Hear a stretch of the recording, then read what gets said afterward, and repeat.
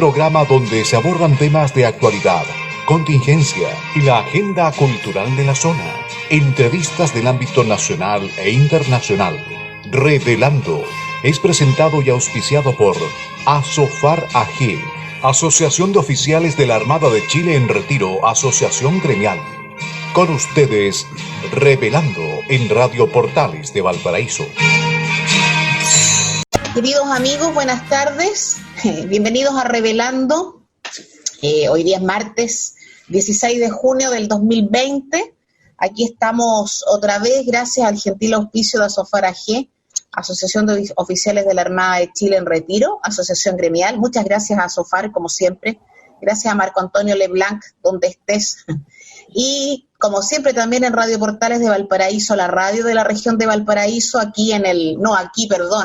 en pleno centro del puerto principal, en cuarentena, Plaza Aníbal Pinto, edificio de la Cooperativa Vitalicia. Saludos a Luis Salinas, saludos a Mario Salazar, saludos a la gente de la radio. Yo creo que mi partner de hoy día va a convenir conmigo. He hecho tremendamente de menos el ir a la radio y el estar en el estudio azul, el saludar a todos y tomar un café de los que nos hacía la Risi, o un té, o excepcionalmente un pisco sour del Hamburgo, ¿cómo no lo voy a decir? Pero estamos en época de pandemia. Hay que cuidarse, hay que observar las medidas sanitarias que se nos han impuesto para el beneficio de todos.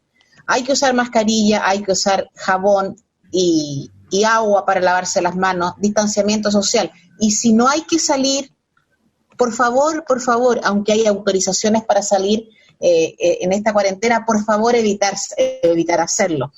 Es una muestra de solidaridad el que nos cuidemos nosotros, pero también por lo mismo que cuidemos al resto. No me puedo olvidar de dos cositas antes de que le dé el paso a mi partner del día martes. Quiero saludar a todos nuestros auditores, a los que se encuentran aquí, los que se encuentran fuera del territorio de la República.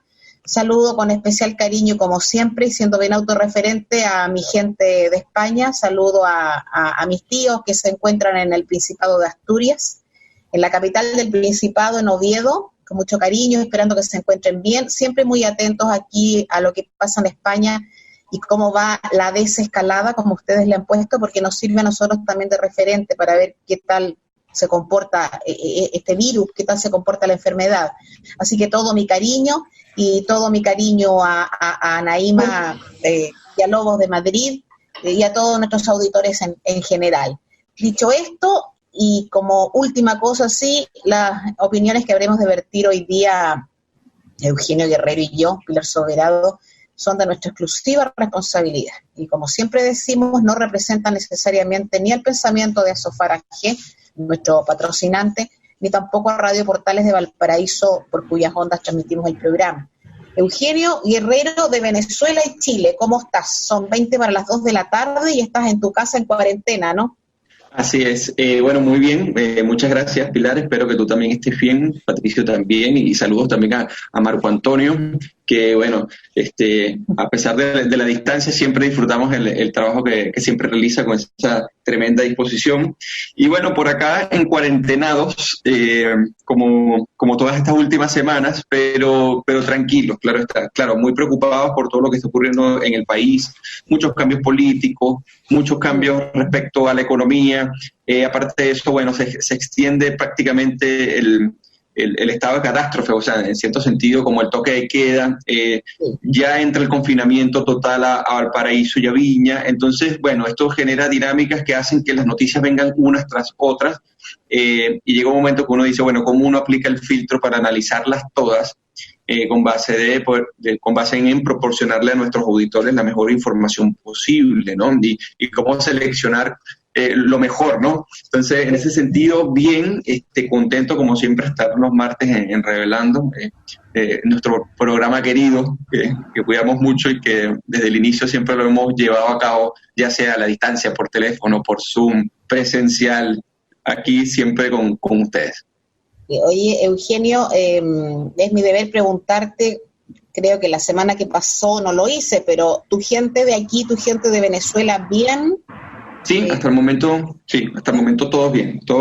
¿Y por tu casa y tu familia? Bien, por acá y en España. Bien, mira, no, bien, en general todo bien.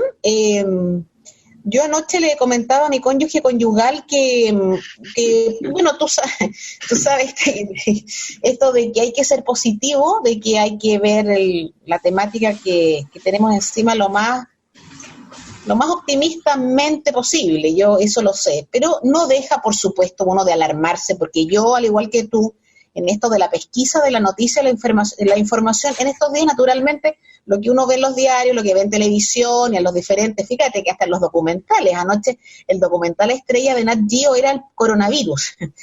Ahora, está bien porque puede informarse sin duda, ¿no? Pero es que todo te ataca por allá, entonces de repente no es difícil que uno también pase por el pantano del abatimiento, ¿no? Uno se preocupa, este tema tan socorrido de que si tú toses, todo el mundo te mira como que es una cosa dramática. Como un alien. Pero claro, eres como leproso, ¿te fijas? Y la verdad es que tú estás tosiendo porque tienes alergia o porque te resfriaste, pero estamos todos un poco en esa dinámica. Pero aparte de todo eso, bien, observando el acontecer nacional, haciendo pauta, bueno, la hicimos un poco para nuestros auditores tú y yo ayer, pero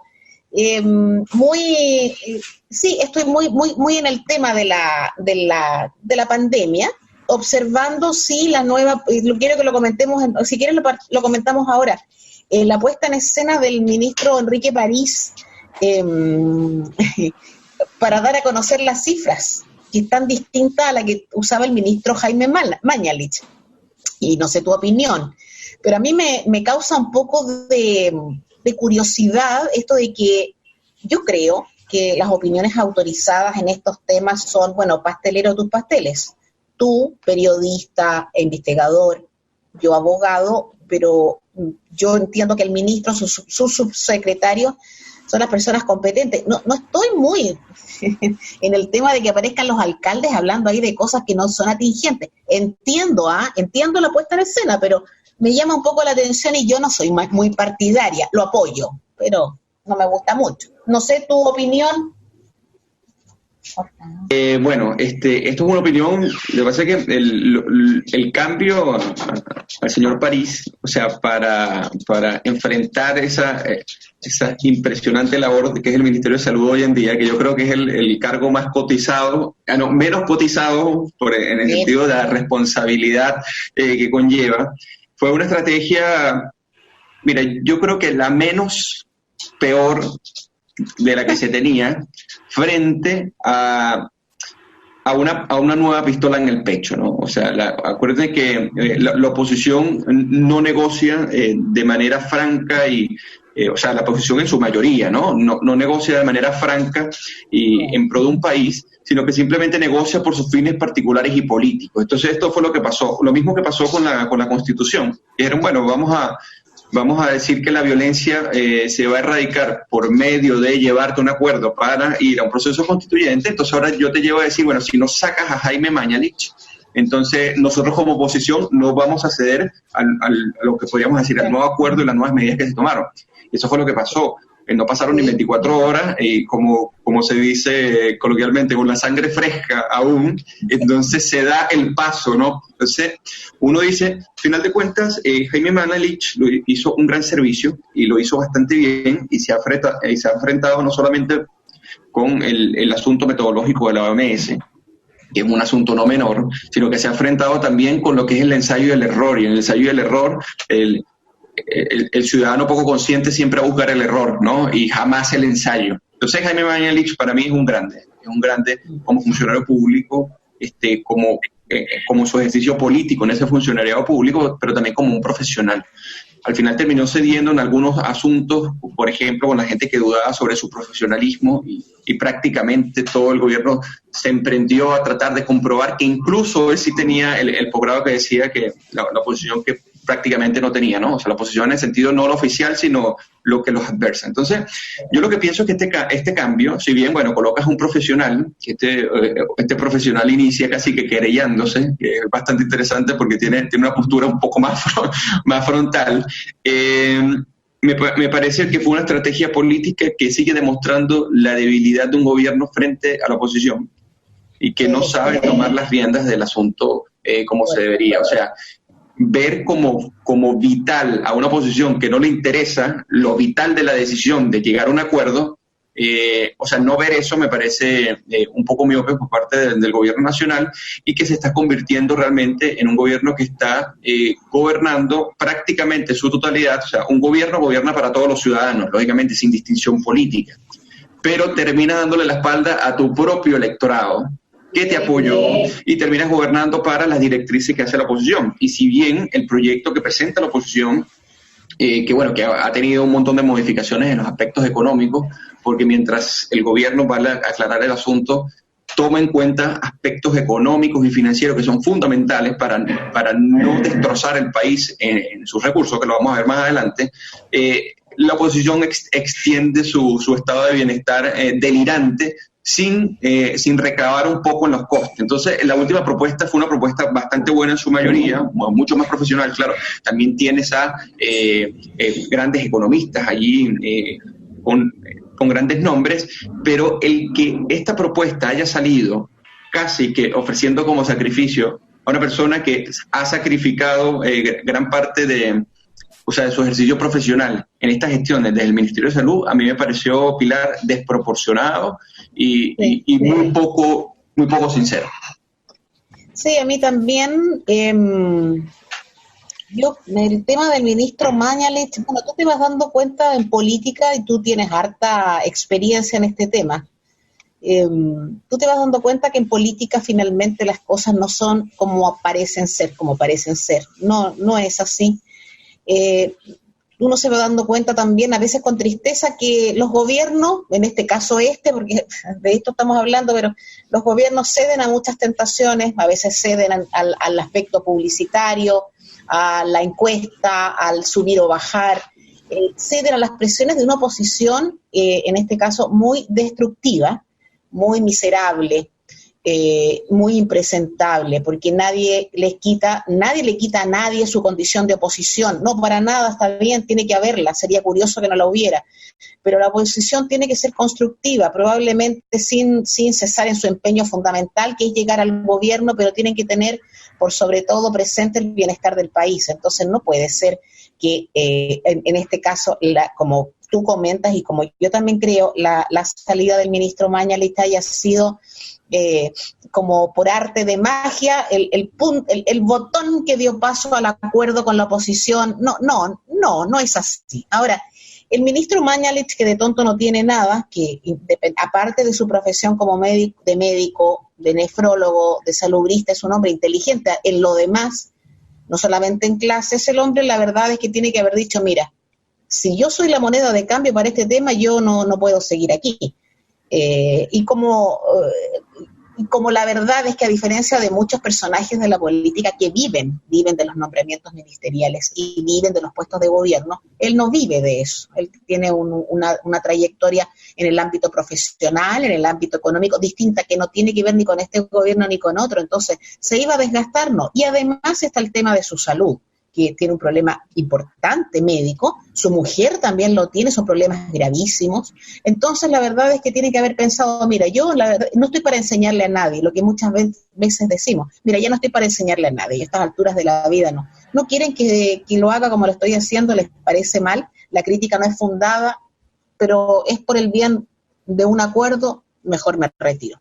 Ahora, el ministro París lo va a hacer bien, ¿eh? Y ese tema de la querella yo lo encontré fantástico, pero Eugenio, pero ¿cómo no va a ser? Pero si tiene que hacerlo así, no puede dejarlo. Y además tiene que seguir con el juicio hasta que se acabe, por una resolución que esté fundada, una resolución judicial fundada. Nada esa cuestión de que prescribió la acción o prescribió o no encontramos al hechor. No, tiene que continuarla. Pues es muy grave lo que dijeron del juez. Sí, claro, por eso te digo, o sea, y al final con esta oposición y con los ataques al oficialismo en tiempos de pandemia hay que ser más frontal. Por eso te digo, o sea, los estilos, ¿no?, de ambos, que son profesionales, y por eso que a mí me parece que, o sea, esta decisión no fue una decisión en el sentido que uno puede decir despreciable en términos de que no estás eligiendo a una persona que no es tan profesional, que no se puede hacer cargo, no, sino que efectivamente tiene una buena aceptación. Lo que me refiero es que al final la política O sea, la política, los entretelones, las intrigas que se siembran, al final terminan sacrificando a alguien y claro, si se sacrifica una persona que no va a salir tan afectada en ese sentido, personalmente, pues yo creo que políticamente el gobierno sigue demostrando fuerte debilidad y una fuerte tendencia a la adicción por la negociación donde él mismo se ve perjudicado. Pero al final yo pienso que la oposición sabe más de política que el propio oficialismo y entiende mejor señales. Y esto a la propia semana de que renuncia la ministra, ¿no? O sea, la exministra del Ministerio de la Mujer. Entonces, esto te da malas señales. Te da malas señales y te da una inestabilidad respecto a las decisiones que se toman dentro del gabinete. Ahora, yo espero que se haga bastante bien y que se terminen de aclarar el tema de cómo se están manejando las cifras y también cómo se separa esta curva de ascenso que hemos visto que los últimos días ha bajado, menos mal. O sea, que han sido muy buenas noticias a cómo se ha venido manifestando, pero que tampoco hay una enorme diferencia con lo que venía haciendo Jaime Mañalich. O sea, al final de cuentas, esto es un legado que es de una metodología y de un ensayo de error que Jaime Mañalich erigió, y que cuando entra el nuevo ministro, entra ya con un camino hecho, recorrido, y que lo que tienes que seguir haciendo es aportar con base en ello. Sí, claro. La subsecretaria Daza dijo ayer lunes que comentando cifras, dando a conocer cifras, que esta era la política de continuidad. Es verdad, el doctor París es el continuador del doctor Mañalich, y tampoco se va a inventar nada, y no se va a inventar nada por algo que tú dijiste de la prueba y del error. Y anoche yo vuelvo a insistir en este tema no vuelvo a insistir, pero comento otra vez este reportaje que apareció en Nat Geo, donde entrevistaron a salubristas y epidemiólogos de distintas partes del mundo, básicamente de hemisferio norte, europeos y asiáticos, y a uno puede llamarle la atención, a mí sin saber, para nada experta en la materia, puede llamarle la atención el hecho de que... Hoy empezó a Luis Quilapán Clavel. ¿Va? Bueno, puede llamarle la atención el hecho de que como el virus es tan desconocido, como es una enfermedad de la que no tenemos mucho conocimiento ni nada, mucho de lo que se hace es un poco a ciegas, ¿eh? Es verdad que nosotros tenemos, no sé si la suerte, no la suerte, pero tenemos la posibilidad de ver lo que pasa en el hemisferio norte, lo que ha pasado allá.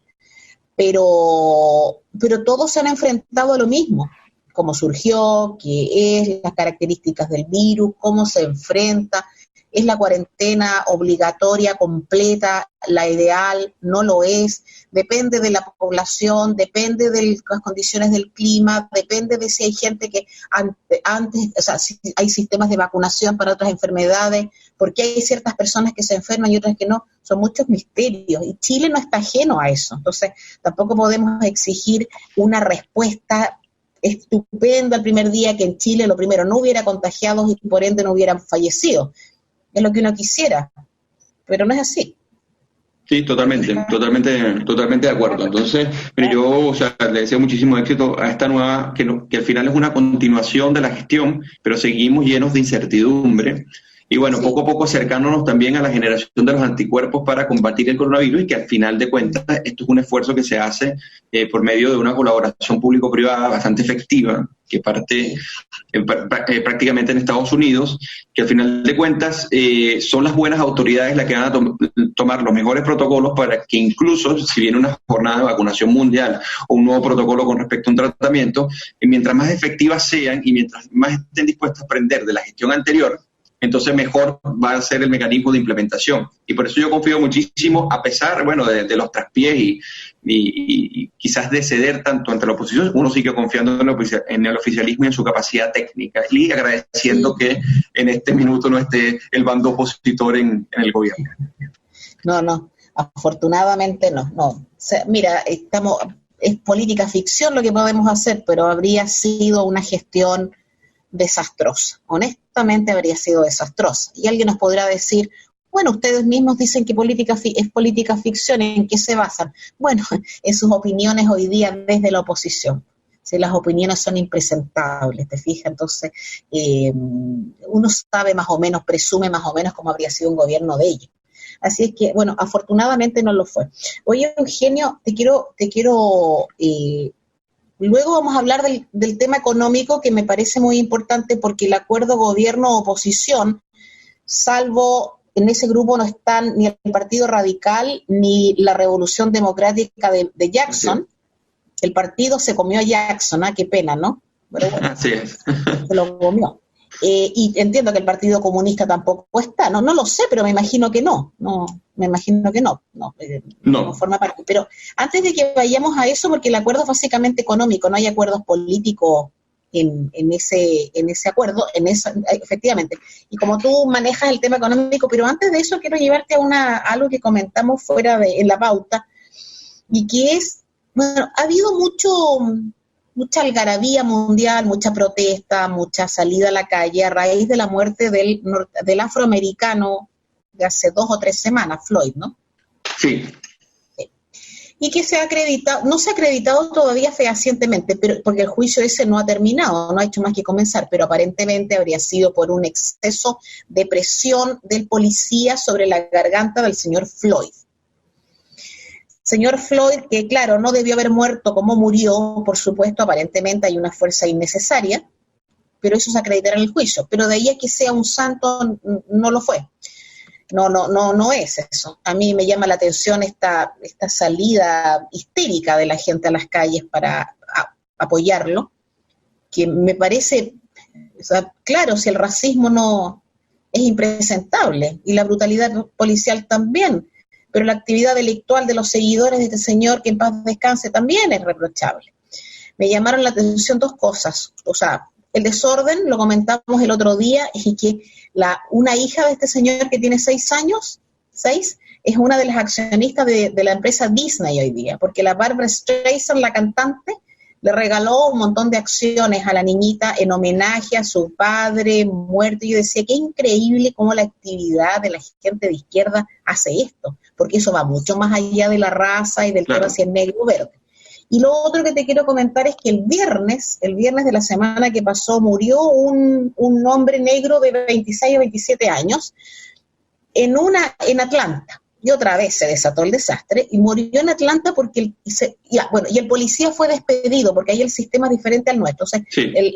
La zona, el condado, la ciudad tiene la posibilidad de despedir al policía. Lo despidió sin juicio, sin ningún antecedente, y este hombre aparentemente, por lo que está grabado en la cámara del policía, lo que hizo fue resistirse a un arresto y usar esas pistolas que tienen ellos para esas de choque eléctrico.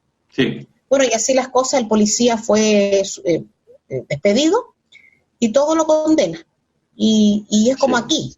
Eso lo que te quería comentar. Sí, bueno, Rayshard Brooks se llama él, ¿no? Y un joven de 27 años que al final de cuentas se quedó dormido ebrio en el auto, entonces estaba generando una larga fila, ¿no? Entonces, bueno, se le acercan a la policía para comentar que posiblemente esté en estado de ebriedad y está impidiendo el flujo regular, ¿no?, de los vehículos. Sí, la policía se acerca y cuando se acerca y le hace también, o sea, primero lo despiertan y le hacen la prueba para ver su grado de alcohol, resultando lógicamente positivo. No solamente es que se niega al arresto y se resiste, sino que incluso le roba al policía esta pistola, esta taser, ¿no? Incluso le dispara al policía con ello. ¿Qué es lo que pasa? Que en Georgia no consideran como un arma letal el taser, entonces por ende dicen que hay una malversación de la fuerza, una tergiversación de la fuerza entre el que dispara y el que se resiste al arresto. Ahora, la actitud de esta persona fue bastante violenta, lógicamente estaba bajo los efectos del alcohol, pero la persona incumplió en todo el protocolo normal que se realiza en Estados Unidos con respecto a cuando una persona es sospechosa de algo. El tema es que todo ahora se magnifica a un ámbito racial. Uno sí puede considerar que hay exabruptos policiales, por supuesto, pero uno también tiene que considerar cuáles son las acciones que puede cometer, o sea, acometer un policía y cuáles no. Entonces, el tema es llevar esto a decir que es un exabrupto, simplemente un exabrupto racial, haberlo asesinado de esa manera después del ataque que él perpetra y aparte de resistirse al arresto. Yo no soy un especialista en temas de cuáles son las atribuciones de la policía, pero eso es lo que normalmente uno ve en países donde la ley se cumple, ¿no? y donde el policía responde cuando se ve atacado. Ese es el tema. Entonces, pero más allá de eso, de hacer una evaluación objetiva sobre ello, que no la tengo porque desconozco el tema, sé que en Georgia no es considerado el taser como un arma letal.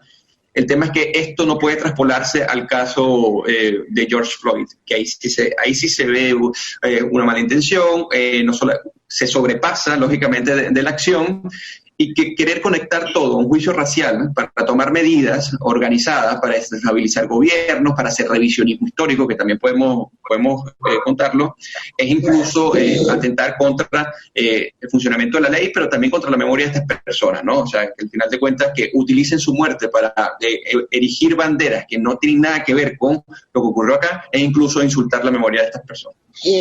Nos queda medio minuto. Cuando volvamos vamos a ir ahora a una pausa musical para una canción elegida para nuestros auditores y quiero que retomemos esto para luego hablar de economía, pero este tema me interesa mucho. ¿Te parece? Ok, perfecto. Okay. Buenísimo. Nos vemos en unos 3 minutos. En Radio Portales de Valparaíso estamos presentando Revelando. Es presentado y auspiciado por Asofar AG, Asociación de Oficiales de la Armada de Chile en Retiro, Asociación Gremial.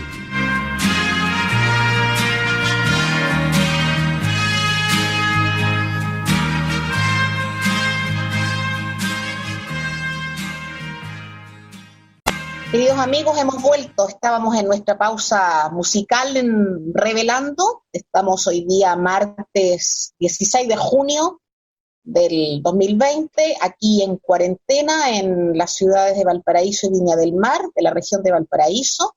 Estamos en Radio Portales, la radio de la región de Valparaíso, y estamos en Revelando, el programa que auspicia gentilmente a Sofar AG, Asociación de Oficiales de la Armada de Chile en Retiro, asociación gremial. Como cada martes, junto a Eugenio Guerrero, quien les habla, Pilar Soberado, nos hacemos responsables de nuestras opiniones y comentarios, son de nuestra exclusiva responsabilidad, no representan necesariamente ni a Radio Portales de Valparaíso ni a Sofar AG. Eugenio, ¿qué te pareció la music? Muy buena. Jean Manuel Serrat siempre es agradable y más por la canción, ¿no? A mí me gusta mucho Serrat, me encanta. ¿Ah, sí? ¿Desde siempre? Sí, desde toda la vida, desde que era más joven, un poco más joven que ahora. Ok. Y me encanta, y fíjate que es bien tremendo, pero me gustan hasta sus canciones en catalán, porque él fue separatista alguna vez. ¿Ya? No. Ahí sí me pillaste, no he escuchado nada en catalán de él. Sí, no, él es catalán, evidentemente, y aprendió catalán de pequeño, y como siempre fue de izquierda, opositor a Franco, entonces él, para oponerse a Franco cantaba en catalán. Tuvo unos actos medio feitos por ahí en el extranjero en contra de España, no de Franco, pero bueno, él cambió. Él hoy día no es ni independentista ni separatista, y no es que sea de derecha, pero no es de izquierda. ¿Sí? Sí, claro. Bueno, es un artistazo, ¿no? Y yo te digo, me gustan las canciones, hasta en catalán. ¿Cómo será? Que es un poeta él. Qué bueno. Bueno, me queda una nueva tarea escucharlo en catalán, a ver qué tal. Sí, muy bonito. Sí, fantástico. Oye, Eugenio, antes de ir a la pausa estábamos hablando del tema de esto que ha pasado en Estados Unidos, sí, claro. Que tampoco es nuevo, porque si repasamos la historia de Estados Unidos, estos actos contrarios, comillas, contrarios al racismo y desorden y destrozos son muy comunes en Estados Unidos. Así es. Lo que quería comentar era que lo que te dice la evidencia con respecto al racismo en Estados Unidos, tanto de las políticas públicas como los resultados de represión, de abuso policial, han venido disminuyendo en la última década de manera significativa. Lo que pasa es que hoy en día se politiza muchísimo más. Hay varios informes que han realizado de New York Times y en especial de Washington Post, que son sumamente interesantes para clarificar ello con cifras oficiales de cómo ha disminuido sustancialmente. Pero el tema es que ahora se politiza todo. Entonces, lo grave acá, Pilar, que quería comentarte, es el vector del crimen o de la agresión. Pensar que el vector fundamental, o sea, el que lleva a la persona a actuar es simplemente un criterio no sé, de género, un criterio de raza. Ese tipo de argumento es lo que hace es empobrecer el debate público.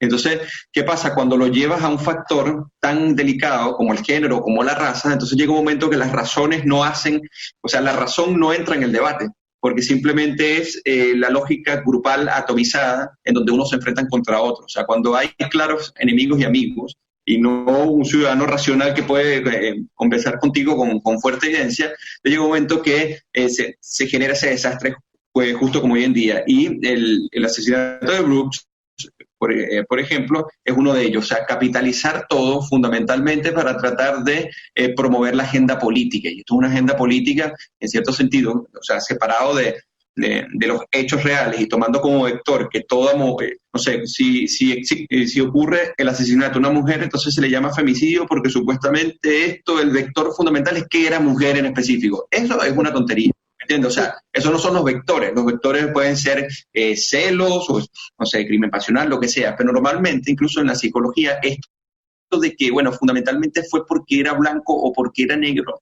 Porque en Estados Unidos, cuando ocurre lo contrario, que un blanco es asesinado, por ejemplo, no es noticia. ¿Pero por qué? Entonces, hay lo que o sea, no es noticia, por ejemplo, hasta hace 2 años, si más no me equivoco, hubo un gran caso de una persona que por tener odio a los blanco asesinó aproximadamente a 5 blancos y era un negro, y cuando lo detienen, tenía 36 años aproximadamente, él confesó que era un crimen porque odiaba radicalmente a los blancos y bueno, lo agarraron a tiempo para que no siguiera perpetrando crímenes. Eso no fue un escándalo mundial e internacional.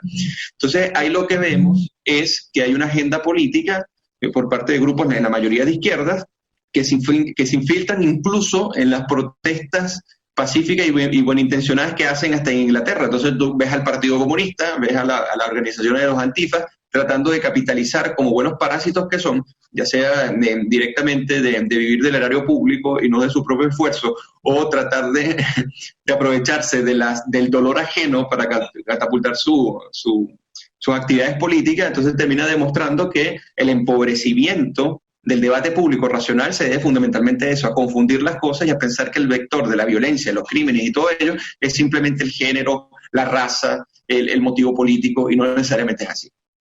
Sí, estaba pensando mientras conversabas en lo que estudiábamos nosotros en Derecho Penal en la universidad, no hace tantos años. Por supuesto el racismo tiene una historia larga, la esclavitud tiene una historia larga, pero se han mencionado, pero en la historia, en el estudio del derecho penal y las razones por las que una persona comete un delito, el tema básicamente es lo que tú comentabas antes: celos, envidia, pasión, dinero. Ahora, que tú seas blanco y yo negro te mate, o viceversa, es un tema que es accesorio. El tema fundamental no es ese, es el tema de naturaleza humana y por qué esa persona mata a la otra, la ahorca, la secuestra. Hay una motivación distinta. Así se estudió en la ciencia penal durante muchísimos años. Este tema de, como bien dices tú, de meter este vector hoy día, que puede ser el género, puede ser la raza, que tampoco es una expresión muy adecuada hoy día, es una cuestión, comillas, que se ha manoseado mucho y que se usa indiscutiblemente por los de siempre. Fíjate tú que en Chile están todos estos temas, estas muertes que han sido como las muertes del ejemplo de la represión. Y me refiero básicamente a las muertes de Mapuche, ¿ya? Esas personas que murieron sintiéndolo uno, porque uno siente las muertes en general, esas personas que murieron tenían un prontuario criminal. Y murieron en circunstancias bien particulares. Y se transformaron en ídolos de alguien. Y se han transformado en las caras que incluso vimos en las manifestaciones delictuales post-18 de octubre en Viña del Mar, en Valparaíso. No sé qué tenía que ver Catrillanca o Lemun o qué sé yo. Pero curiosamente, y hace cosa de 1 mes, 2 meses ya, murió a manos de un grupo de terroristas de la Araucanía un conductor de un camión, murió quemado. Fíjate tú que el nombre de él es desconocido. Él no forma parte de los mártires de nada. Estuvo agonizando 15 días en Santiago y a su familia creo que le fue a dar el pésame nadie. y no es el ídolo, no es el hombre a seguir. Y ese hombre fue muerto por consideraciones que sí, por supuesto son, de que él era blanco, era winca o lo que fuere, y era, comillas, capitalista. Pero con respecto a él no se ha erigido nada. Ahí no hay bandera que enarbolar, nada. Sí, porque no hay nada más, no hay nada más discriminatorio que las razones que estos grupos esgrimen para justificar sus actividades políticas. Porque al final lo que justifica su acción es que exista aquella desgracia que ellos mismos se crean y que conceptualizan de esa manera para justificar no solamente los grandes presupuestos que ganan por ellos, sino también sus acciones radicales, violentas y todo ello. Entonces, esto está llevando, Pilar, a otro asunto que me gustaría tratar contigo, que es que si se asume que el vector fundamental para analizar el crimen, el odio, la agresión, es simplemente la raza, el sexo, el género, lo que sea. Entonces llega un momento que si no se tiene dos dedos de frente, como ocurre en la mayoría de estos jóvenes que preguntan lo que te voy a comentar, es que dice, bueno, entonces deberíamos revisar la historia entera y deberíamos descartar aquellos que no nos gusta, así como si la historia fuera una especie de libro que yo escribo y yo diseño el índice, por ejemplo. Entonces yo comienzo a desarrollar lo que yo quiero que la historia sea. Entonces llega un momento que la malcriadez se está asumiendo de una manera tan seria que estos jóvenes sensibles, poco prestos a enfrentarse a la realidad real y asumir la historia como la historia es, y asumir que la historia no se trata del bien, de un enfrentamiento entre el bien y el mal, sino que se tratan de ciudadanos, de héroes, de jóvenes, adultos, haciendo historia, haciendo cada quien su vida. Y la historia se trata de que existen cosas buenas, cosas malas, existen blancos, negros, matices y grises. Entonces ahora, bueno, no solamente que atentan contra las estatuas, sino que incluso en Estados Unidos quieren prohibir, por ejemplo, se está formulando por varios de estos grupos antifas y académicos, sacar, por ejemplo, las novelas de Mark Twain, por ejemplo, o Shakespeare, por ejemplo, por ser considerado una especie de misógino y racista, o lo que pasaba con Winston Churchill con respecto a la literatura de Winston Churchill. Entonces llega un momento que incluso hasta contra Mahatma Gandhi, que es otro asunto. Entonces llega un momento que la historia tiene que ser lo que yo quiero que sea, porque yo siento que eso es la verdad. Y los sentimientos no son suficientes para hallar la verdad. Incluso los sentimientos te pueden jugar en contra para hallar la verdad. La verdad se halla usando la razón y usando la evidencia.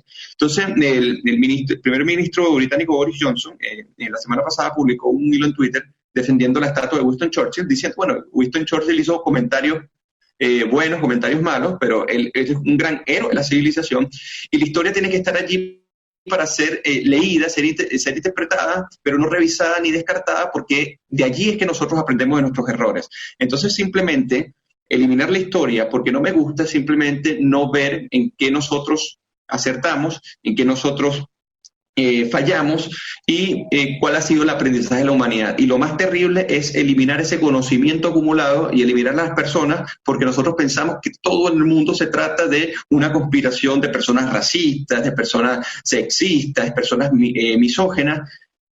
Hemos llegado a una especie de nuevo oscurantismo por jóvenes más criados que no saben enfrentarse a la realidad real y ni siquiera a leer la historia. Sí, claro. Los jóvenes malcriados salidos de un montón de universidades de élite, es que es una cuestión muy dramática, y que van a ser quienes guíen al mundo, quienes lo lleven en sus manos, quienes agencien los medios para seguir surgiendo. Me parece, no hay que tratar de no ser oscurantista, pero me parece una cuestión bien grave. Yo leí el libro de la Fundación para el Progreso sobre la malcrianza de los jóvenes estadounidenses, y la verdad es que sé que es cierto porque lo estoy leyendo de las voces adecuadas, de las voces imparciales. Pero cuando tú lo lees, dice esto en las universidades estadounidenses, universidades de tradición, sí, bueno, es así. Y eso es un poco lo que también se hace en Chile, de una u otra manera se hace, que lamentable porque ser malcriado es muy grave. Uno lo ve en la vida diaria de la pie. Ser un niño malcriado tiene horrorosas consecuencias en la vida. Ser un universitario malcriado es peor todavía, porque se supone que el universitario está ahí por obra y gracia de muchas cosas. Ahora, a mí me llama la atención, Eugenio, ¿cómo será el sentimiento infantil? ¿Será el romance? No sé, a ver, tú me vas a decir, ¿será el sentimiento infantil ¿Será el romanticismo? ¿Será la ignorancia? ¿Será el que uno de joven ve todas las cuestiones como tan volátiles, el que la gente se enganche tanto con estos temas? Porque nadie en su sano juicio está a favor del racismo. Nadie. Ni el más racista de los racistas. No está, porque no es de la naturaleza humana el ser racista. Que te caiga bien o mal una persona, que te guste o no, sí, es mi derecho, ¿no? Por supuesto. Pero porque me caiga mal no lo voy a matar, y no lo voy a matar porque sea negro o verde. No, eso no es así. Pero, y los grandes ejemplos que hemos tenido en la humanidad por racismo son de otro tenor. Pero digo yo, no puede ser que la gente esté tan desinformada como para no poder poner una línea divisoria y ver las cosas con claridad. Y en relación con las muertes de afroamericanos, establecer la línea divisoria y decir, sí, efectivamente, murió por intolerancia policial. Sí, efectivamente murió a mano del Ku Klux Klan. Sí, Klan. Sí, dos. Efectivamente murió por un exceso de violencia. Y eso es un hecho. Y puede ser un hecho de la causa que terminará con un juicio condenatorio. Me parece bien. Pero tú de ahí, igual que pasa con los mapuches o con los originarios, como se dice ahora, tú no puedes deducir que esos seres son per se buenas personas. No puedes deducir que esas personas son dignas de todo elogio, de toda alabanza, y de un plumazo borrarle todo el prontuario criminal. Eso no puede ser así. Eso no debe ser. ¿Cómo vas a llevar una bandera con la figura ya no sé de quién, ya, de algún preso importante, ya, pongamos del Chapo Guzmán, porque murió, supongamos que muera en la cárcel federal donde está, vamos a transformar al Chapo Guzmán porque era mexicano, porque era chicano, está en Estados Unidos, lo vamos a transformar en héroe? Sí, claro. De eso se trata. ¿Eso qué es? Es con lo que te preguntaba, ¿es irresponsabilidad? ¿Es romanticismo? ¿Es ignorancia? ¿Cómo podemos dejarnos llevar por una idea así? ¿Qué pasa? Claro, porque es que anula incluso la concepción de dignidad universal, porque ya esta no sería universal, sino que esta pertenece a un criterio como racial, étnico, nacional.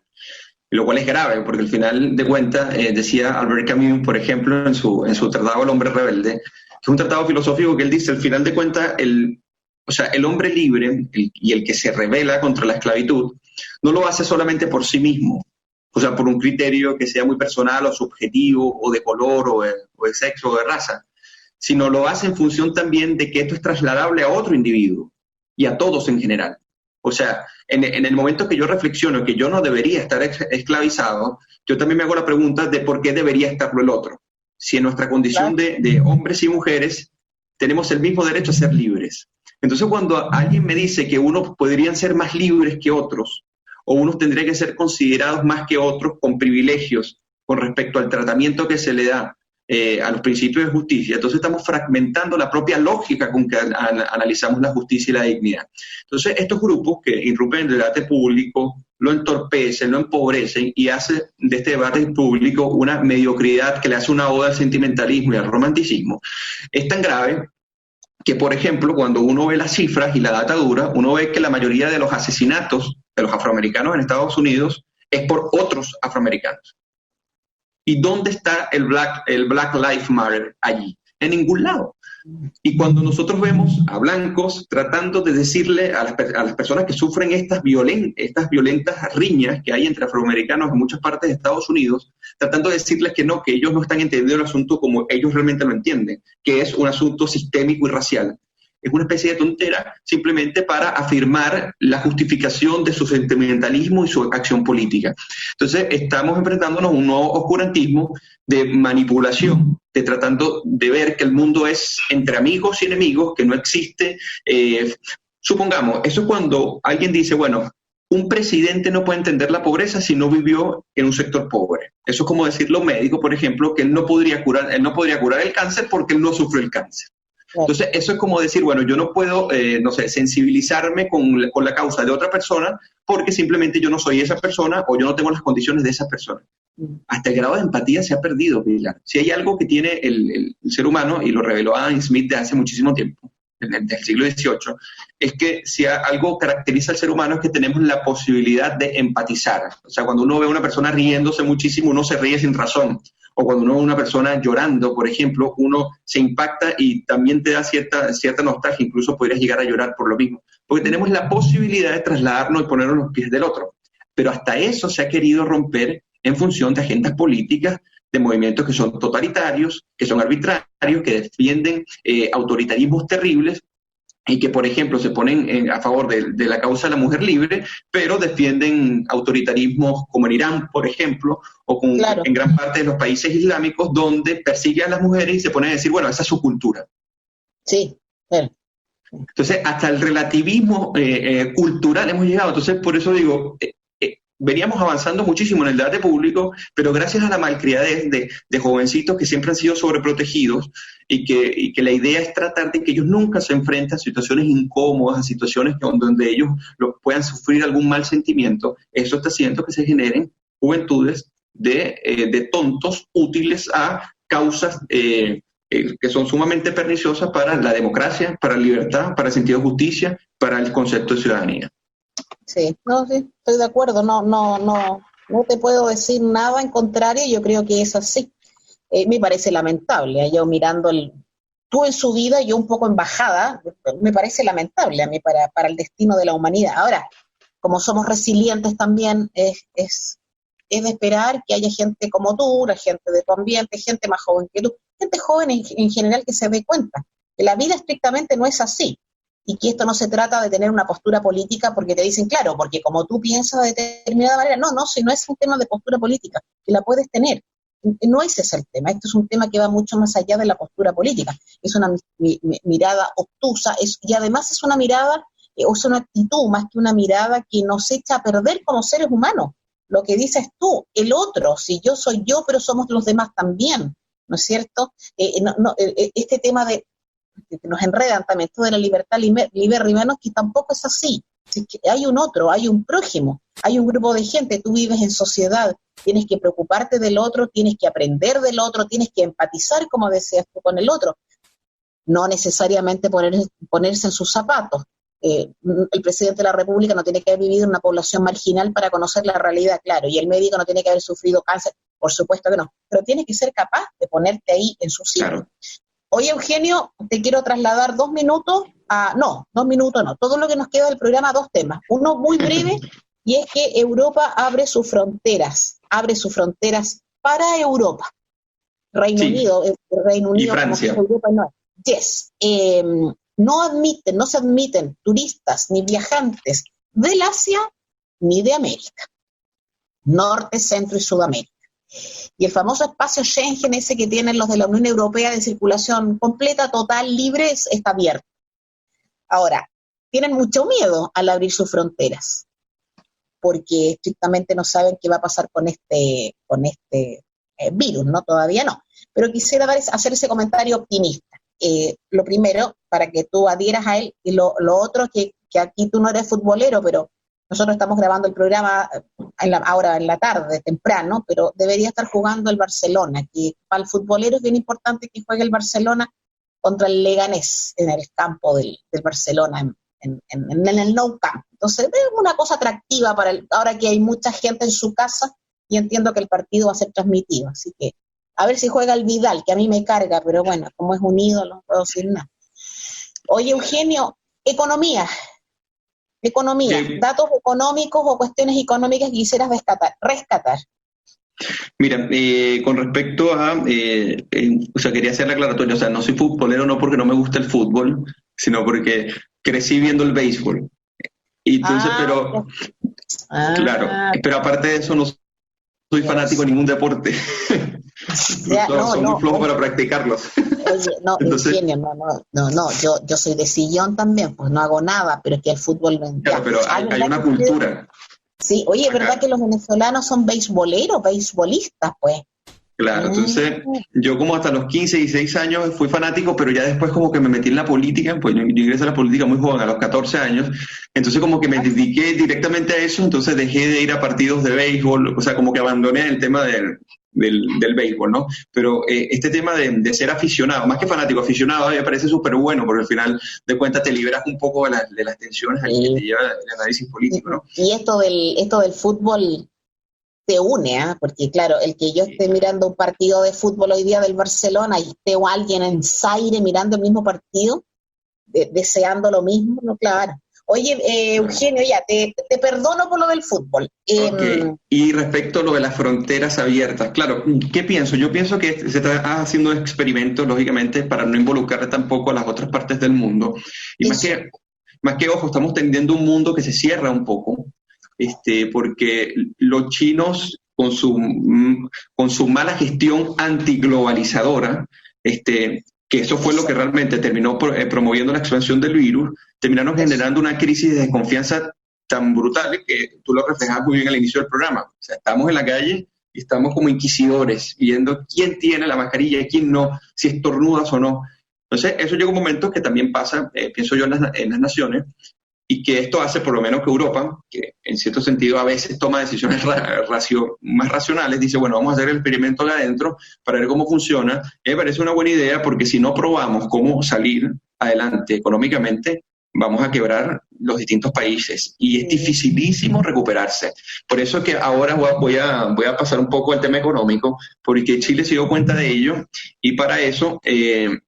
con base a una propuesta que se realizó también por parte de la oposición, pero ojo, no es que la oposición formuló una propuesta que le era inesperada al gobierno, no, el gobierno tiene una propuesta parecida, en cierto sentido, porque en economía no hay que inventar mucho el agua tibia, ¿no? Los recursos son escasos, las necesidades son ilimitadas, tú tienes que priorizar y tienes que atenerte a un cuadro constitucional y legislativo que te permita, primero, hacerlo de una buena manera y, segundo, no incurrir en inconstitucionalidades, como por ejemplo quería incurrir a la oposición, casi que ellos decretando el aumento del gasto público cuando eso no le pertenece directamente a ellos, ¿no? Entonces, eso es lo que ha pasado últimamente. Hay buenas noticias de que, bueno, a pesar de que sacrificaron al pobre ministro Jaime Mañalich, que siempre tendrá, mi gran admiración. La mía también. Me parece que es un gran referente para cualquier ministro en el mundo hoy en día. Se pasa a una agenda, como tú decías, estrictamente económica, ¿no? Porque también el problema que tenemos no es un problema político, porque lo político está parcialmente neutralizado, ¿no? Al estar las personas confinadas, ahora la política queda en las redes sociales y a las actividades por Zoom, ¿no? Pero no hay esas organizaciones, entonces pues digo parcialmente. Okay. Y pasó a lo económico, y lo económico, hay ciertas noticias, por ejemplo, hay un par de proyectos en la Cámara que están buscando, por ejemplo, que las personas que tengan más de 3 meses, que no pagan un servicio público, que estos servicios como tal no sean cortados, o sea, no sean eliminados, por ejemplo. Y también está el asunto, que también lo comentaba en el programa pasado, de que se está tomando muy en serio poder retrasar las cuotas, las 6 cuotas con respecto a los créditos de consumo en los bancos, ¿no? Sí. Aquí es bueno hacer unas precisiones porque esto no es algo que propone la oposición y que lo hizo de una buena manera, sino que más bien se corrigió dentro de la Comisión de Economía, parcialmente, porque se pretendía hacerlo sin discriminar y sin analizar los casos específicos, por ejemplo. O sea, cuando uno extiende líneas de crédito a las pequeñas y a las grandes empresas, por ejemplo, esto tiene que tener un perfil de riesgo, lógicamente. Entonces, para no rescatar empresas que ya venían haciendo muy mal su trabajo, simplemente tenían que recolocar sus recursos y, por supuesto, rescatarla sería...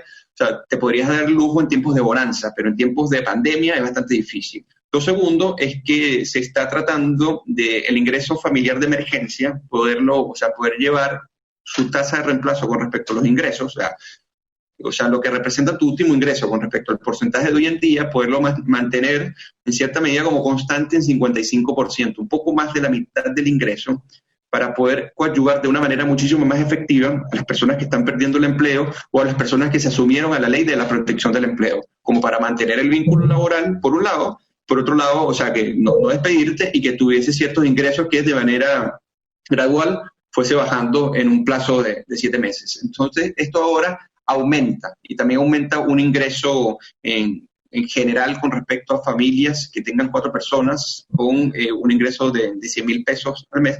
Todo esto sigue manejándose, pero una importante noticia con respecto a todo esto, pues ya nos queda muy poco tiempo, es que se está manejando lo del fondo COVID-19. Sí. Este fondo que yo pienso que se está tomando fiscalmente bastante responsable, para no despilfarrar los recursos, tiene ciertas precisiones que me gustaría hacer, aprovechando que nos queda un poco de tiempo. Es que, bueno, empieza a operar desde ya, o sea, terminándose de aprobar todo, ¿no? Y que, bueno, los mayores gastos corrientes van a ser transferencias directas a las familias, apoyo a los trabajadores y a las empresas y apoyo a la salud, incluida la salud mental. Pero también va hacia la inversión pública adicional y, bueno, impulsos para la reactivación y reconversión, ¿no?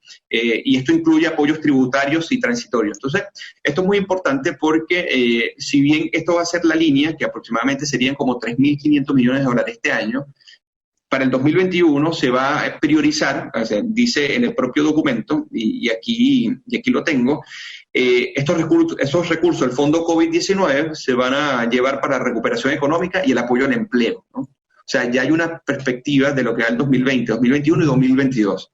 Y lo que quede en el 2022 de estos 12.000 millones de dólares adicionales que se aprueban en este fondo es básicamente que lo que sobre podría utilizarse para continuar el apoyo a la reactivación económica. O sea, hay una buena vocación desde el Estado por tiempos de emergencia e impedir que se produzca normalmente por el tema del COVID-19, priorizar la reactivación de la economía. Y si tú dedicas los recursos a reactivar la economía en términos del empleo y la generación de empleo que se hace a través de las pequeñas y medianas empresas, entonces en cierto sentido es una buena dirección. Ahora, podemos tratar en el próximo programa cuáles son las precisiones que hacen la diferencia entre la oposición y entre el gobierno y por qué algunas son responsablemente fiscales y otras no. Por lo menos la de la banca, a mí me parece en cierto sentido un exabrupto, no tomando en cuenta las consideraciones que tiene la banca para evaluar perfiles de riesgo y ello. Pero lo que trato de decir con esto es que se ha avanzado sustancialmente en lo que sería el plan para los próximos 2 años de cómo enfrentar el COVID-19 y esto representa un acuerdo nacional. Me gustaría gracias Eugenio, me gustaría que en el próximo programa aterrizáramos un poco para nuestros auditores, así como parceladamente, qué es para empleo, qué es para reactivación, qué es para familia, etcétera. ¿Te parece? Incluso para el postnatal y personas que tienen al cuidado de ciertas personas.